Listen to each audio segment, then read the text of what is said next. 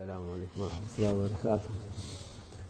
أعوذ بالله من الشيطان الرجيم. بسم الله الرحمن الرحيم، والصلاة والسلام على رسولنا محمد سيد الأولين والآخرين. مدد يا رسول، مدد يا سادة أصحابنا، مدد يا مشايخ دستور مولانا شيخ عبد الله فاز حسين شيخ محمد الرحمن، مدد طريقتنا والصحبة والخير في الجميع. بسم الله الرحمن الرحيم. قل لا يصيبنا إلا ما كتب الله لنا، صدق الله العظيم. بسم الله الرحمن الرحيم. قل لن يصيبنا إلا ما كتب الله لنا، صدق الله العظيم. আল্লাহ আযজা ওয়া জাল্লা বলেছেন, আমাদেরকে শুধু তাই আক্রান্ত করবে যা আল্লাহ আমাদের জন্য লিখে রেখেছেন। তিনি আমাদের অভিভাবক, আর আল্লাহর উপরই যেন মুমিনরা তাওয়াক্কুল করে।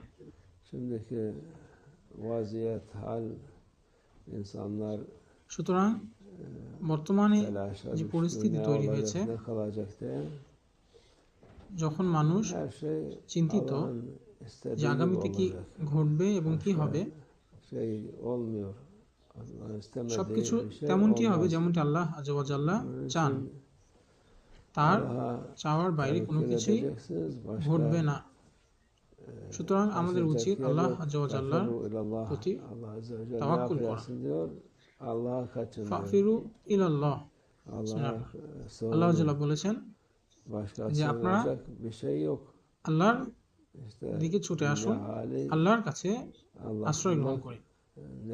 আল্লাহ ছাড়া অন্য কোথাও আশ্রয় গ্রহণ করলে সে সকল কিছু ধোঁয়াশাপূর্ণ থাকবে, সেই সকল কিছুতে অস্পষ্টতা থাকবে।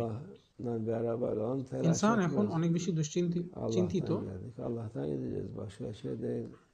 কিন্তু যারা আল্লাহ আযজা ওয়া জাল্লার সাথে রয়েছে তারা কখনো চিন্তা করে না, কারণ আমরা আল্লাহ আযজা ওয়া জাল্লা থেকে এসেছি এবং তার দিকেই আমাদের প্রত্যাবর্তন, এছাড়া কিছুই নয়।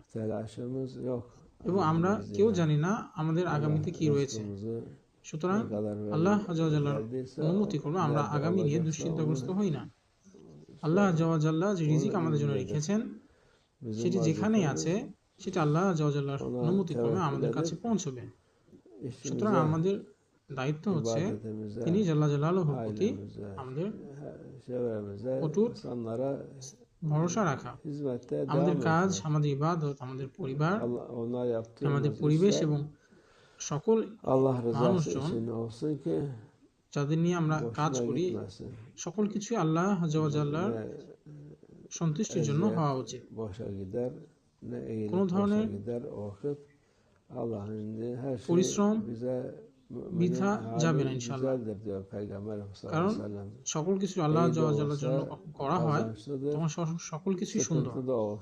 এবং রাসূলুল্লাহ সাল্লাল্লাহু আলাইহি ওয়াসাল্লাম বলেছেন এই সকল কিছু আমাদের জন্য ফায়দাজনক এবং এটি কল্যাণজনক। সুতরাং যখন আল্লাহ আযজা ওয়া জাল্লার জন্য আমরা সকল কাজ করি, তাহলে কোনো কাজই বৃথা যায় না। আর সবচেয়ে গুরুত্বপূর্ণ বিষয়টি হলো আল্লাহ আযজা ওয়া জাল্লার প্রতি আশ্রয় চাওয়া এবং তার উপর ভরসা রাখা। আমাদের যেটা অবশ্যই করা উচিত তা হচ্ছে আল্লাহ আযজা ওয়া জাল্লার প্রতি ভরসা রাখা, এবং এটি আমাদের ঈমানের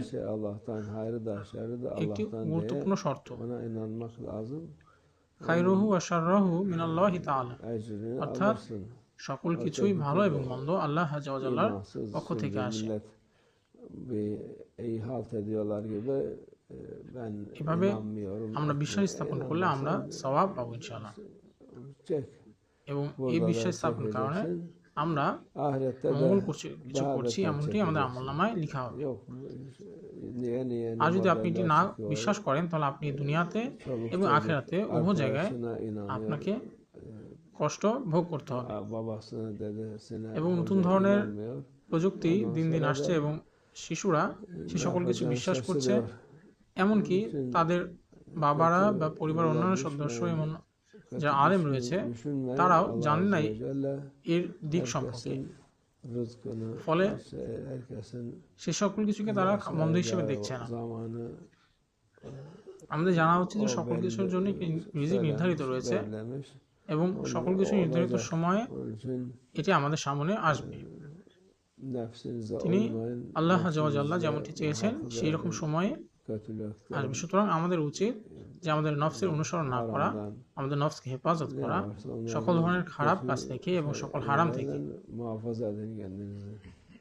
এবং সকল কিছু যা আমাদের খারাপ দিকে নিয়ে যায়। আমাদের আল্লাহ জাল্লা জালালুহুর প্রতি বিশ্বাস স্থাপন করা উচিত, তার উপর ভরসা করা উচিত, এবং এই দুনিয়া এটি পুনরায় ফিরে সঠিক পথে ফিরে আসার জন্য নির্ধারিত সময় রয়েছে। আমাদের রাসূলুল্লাহ সাল্লাল্লাহু আলাইহি ওয়াসাল্লাম বলেছেন যে আমার এই সময় হচ্ছে উত্তম সময়, আর এই সময়ের পরে আসবে সাহাবাদের সময় এবং পরবর্তী যুগের সময়, আর আমার সময়ের 2 থেকে 3 বছর পরে সময় পরিস্থিতি খারাপের দিকে যেতে থাকবে। সুতরাং বর্তমানে সময়ে পরিস্থিতি দ্রুত খারাপ থেকে খারাপের দিকে এগিয়ে যাচ্ছে। সুতরাং আমাদের কোনো কিছুতে এই দুনিয়ায় খুব প্রশান্তি খোঁজা উচিত নয়, আমাদের উদ্দেশ্য আখিরাত। তবে আল্লাহ আযজা ওয়া জাল্লা আমাদেরকে এই দুনিয়াতেও শান্তি দিবেন এবং আখিরাতেও আমাদের জন্য শান্তি রাখবেন ইনশাআল্লাহ। আমাদের আল্লাহ আযজা ওয়া জাল্লা আমাদের সকলকে হেফাজত করুন এবং ইনশাআল্লাহ আমরা যেন খুব দ্রুত সুন্দর দিনের দিকে পৌঁছাতে পারি। আহমেদ আলাইহিস সালামের সেই দিনগুলি যা রাসূলুল্লাহ সাল্লাল্লাহু আলাইহি ওয়াসাল্লাম আমাদের জন্য ঘোষণা করেছেন সেটি খুব দ্রুত আসবে ইনশাআল্লাহ।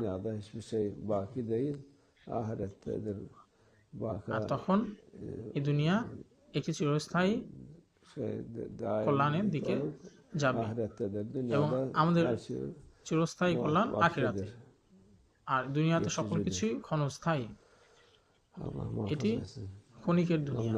আল্লাহ জাল্লা জালালুহু আমাদের সকলকে হেফাজত করুন।